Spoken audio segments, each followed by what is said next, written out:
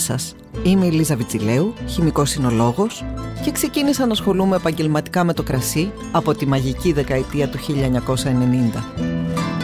Θυμάμαι ότι ο πρώτος τρίγος που κάναμε στην ορεινή Νεμαία ήταν το 1993. Στη δεκαετία του 1990 θα έλεγα ότι είχαμε πια μια αυτοπεποίθηση. Μπορώ να πω ότι οι εξαγωγές μας ξεκινάνε σοβαρά το 1999. Τα χρόνια αυτά είχα πολλές φορές την εξαιρετική τύχη να βρεθώ στο σωστό σημείο τη σωστή στιγμή. Να ζήσω από κοντά τον εξυγχρονισμό του ελληνικού κρασιού, το κύμα των μικρών υνοπαραγωγών και τις τεκτονικές αλλαγές που ακολούθησαν. Είναι σημαντικό, Λίζα μου, αυτά τα οποία λέμε σήμερα, γιατί ξέρεις, η ιστορία του ελληνικού κρασιού πρέπει να γραφτεί σωστά. Το Behind the Wine θέλει να αφηγηθεί τις ιστορίες πίσω από το success story του ελληνικού κρασιού και να ξετυλίξει το κουβάρι της πορείας του. Τις ιστορίες των οραματιστών παραγωγών και επαγγελματιών του χώρου που αποτέλεσαν τον πυλώνα της σύγχρονης ελληνικής συνοπαραγωγής.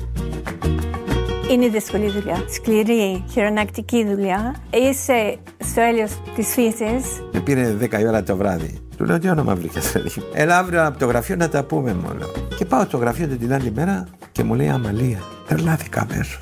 Όλα αυτά γίνονται σε ένα βάθος, 25 μέτρα.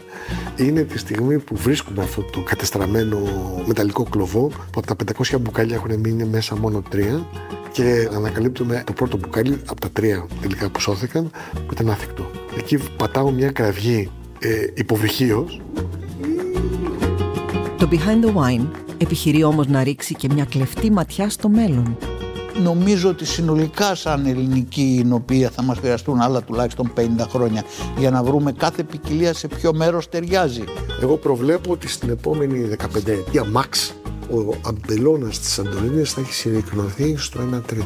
Αυτό είναι τρομακτικό. Πρέπει να βάλουμε ένα στόχο να μπορέσουμε τα επόμενα χρόνια να σταθεροποιηθούμε μέσα στην παγκόσμια αγορά. Υπάρχει αυτή η σκέψη στο μυαλό σας να φτιάξετε ένα αφρόδες κρασί στο κτήμα? Νομίζεις πως ο Γιώργος δεν το έχει σκεφτεί?